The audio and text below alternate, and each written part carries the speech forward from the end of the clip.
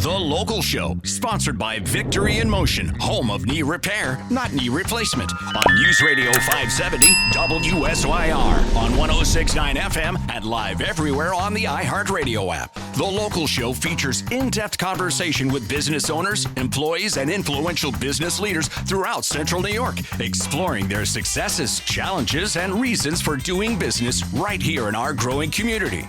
The Local Show is produced locally by Zoe Advertising. Now your hosts, Tom and Steve. We're back at it again. You found The Local Show, and we're happy to have you along in this early spring. I'd like to see warmer weather. Yeah, feel it. It's. I looked at the 100-day forecast, and it's going to warm. It's going to warm up. That's a thing. No, it was like a 14-day. I'm exaggerating by I don't know a bunch of days. Well, I don't know with AI. 76 days off, but it's going to get warmer. And is it? Okay. Yeah, and years ago. So yesterday. Friday was our wedding anniversary in 1987. It was 70 degrees. The tulips were out. We did photos outside. Isn't that something? Okay, a little change this year. The snow will be fine, but very different. It's up and down and all around. Yes. And all that. So Corey Reed is with us now, Steve. Something near and dear to your heart. You like racing. I do like racing. Dirt track and asphalt. Asphalt being the NASCAR Drive stuff. fast, turn left. I like it. That's the way to get to the racetrack. Right. On the pavement. On the pavement, but then it's all dirt from there. All dirt from there, baby. Very nice. All right. You're the general manager of Brewerton and Fulton Speedway. So how long you been doing that? A long time. I just looked at the calendar. I looked back and I'm like, boy, I think I've been here since like 2011. So, no kidding. Yeah, but that's a while. I've done racing my whole professional career, which is really fun. What'd you do before that then? That's pretty much it. I came out of college and got hooked up with Glenn Donnelly at the Dirt Organization in Weedsport. And you go to school for raceology, or what would you more or less sports management? Oh, he did. So there you go. Yeah, so I mean, it was either that or a stadium or a stick and ball sport. Right. I like things with wheels and horsepower. So, absolutely. That was a little more fun. So is Weedsport still running? Yeah. Oh yeah. Weedsport's great. And Rolling Wheels out there? No, Rolling Wheels is defunct at this point. I know there's some new ownership there, but I don't think that's where we, as a kid, that was there. Once in a while, special night, Friday night, we'd go to Rolling Wheels. Yes. And you had to, back in the day, you had to be rich, which we weren't, to go to Oswego. Because tickets were like $8. Well, we didn't. Well, wasn't that wasn't dirt then? No, that was asphalt. Then. And it was Saturday night. And it was a different crowd. And it still is. It's only dirt in October. Okay. In September and October, they cover it. I gotcha. Oswego, for Super Dirt Week, and then they pull it right back off. But now your tracks, you don't have reciprocal tracks, do you? Like tracks that you share with with fans and racers for sure. Okay. Yeah, but it's not like golf where you can use your seasons pass somewhere else. Right. Like those types of reciprocal deals. But yes, we all have a pretty good relationship. All the promoters within the region, because we're all in the same situation. Yeah, because don't the cars that race at Brewerton, they go to Fonda and they go to sometimes. The other tracks, they vary. Some will go to. They'll always go to a special somewhere else, and sometimes they race on the night before. They might run Friday night somewhere like in Can-Am, and then we'll get them Saturday at Fulton, and so there's a lot of that reciprocal relationship. And Weedsport, we all kind of feed Weedsport's fields. Yep. But we all kind of work together. We'll do ticket promotions and various But if you're things. not a regular at a track, you're not going to be the track champion. So if Friday night or Saturday night you're running, you kind of almost have to be at the same track, don't you? Yeah. Most of the time, most guys kind of set their weekly agenda, and they're I would say 80% to 90% have a set weekly track, and that's where they race. Gotcha. But then there's always that 15 to 20% that come and go, and maybe just bounce around. And then some do just one night, and some do a bunch of nights. So how far away do they come from? I've got as far south as Pennsylvania, northern PA. I get people from to race.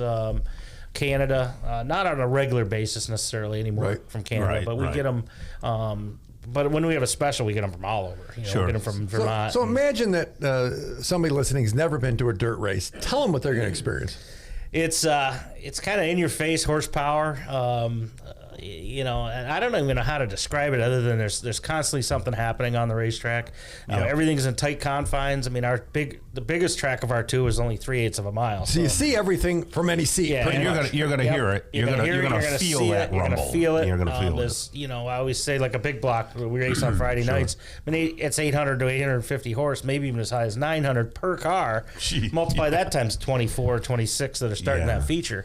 That's some pretty heavy impact. Maybe buy a pair of dollar store safety glasses to keep the dirt out of your eyes. We do sell those at the racetrack. Oh, you sell at the racetrack? Because it can get kind of dirty. Yeah, it can get kind of dirty. It's dusty. It's so Americana real. Americana, yep. You guys sell greasy food and beer still? Is that something? That's 100%. Right? That is our staple. We have tried the health conscious options and usually ends up going down the road to somebody else. You don't see a dirt track fan eating carrot sticks and hummus. Not usually. At least not at the track. Now explain to us how you're going to get people over that dang bridge that's being worked on. We have a year. I have been in contact with the people putting it in. It is going to be a challenge in 2026. We have the whole season this year without any issue. Okay, so they're not working on it now? No, they're building the temporary bridge, which is going to go right next to it. Yeah. And that they want that to be ready to roll the day the canal closes in late October, early November, whenever they start pulling the buoys and the canal is technically closed to through traffic. Then they're just going to switch from one to the other, and they have 1 calendar year to get that done. So our 26 will be significantly harder at Brewerton. But if I was coming from the city, get off at Central Square, double back. Maybe it's 10 minutes extra. I don't think it's even 10. Is that because the next it won't be 10 minutes. It'll be 5 minutes. Right, because I can come right down and kind of cut the you corner. would go up to Central Square and then just come down. Okay, gotcha. And anybody coming, let's say from the west or like up in that Phoenix and Phoenix area or over Baldwinsville, they'll just shoot across. Right. So we're not going to lose that much traffic. And I think going home won't be that bad. I think just coming in. So Friday night at Brewerton, Tom, and then go up the road to Fulton on Saturday. Are they the same racers? Is it like, hey, everybody's here again, or is it like Groundhog Day? Or 50%. Maybe 50% of the races. Are they different styles of cars, or is it pretty much the same stuff? Our headline class, the modifieds, we have a big block engine that runs at Brewerton, big block Chevys. At Fulton, we switched to a small block Chevy power plant about 7-8 years ago as our primary. So ultimately, there's sort of a separate crop there. There's certain big block people, certain small block people. Some of the small block guys can run with the big blocks on Friday nights, but a big block can't come run with the small blocks on Saturday. So how different is the speed, or is it more about the power in and out? It's the power in and out. The speed's all pretty much relative. Like to the bigger car and the small. The big block, small block. The way that surface, there's a weight differential. We always balance it a little bit. Weight is always the equalizer. So we use the weight as our equalizer, and so the small blocks get a little bit of a weight break to run against the big block. Some nights it really helps them a ton. Other nights they're still don't have a chance. So but they're all relatively the same speed. It's just really like it's the takeoff. They always say it's the restarts that the small blocks get killed on when they're firing up. They don't have the responsiveness. So when's the season start? How would people get engaged? Tell me about that. We have our websites, of course, Fulton Speedway, BrewertonSpeedway.com, each of them.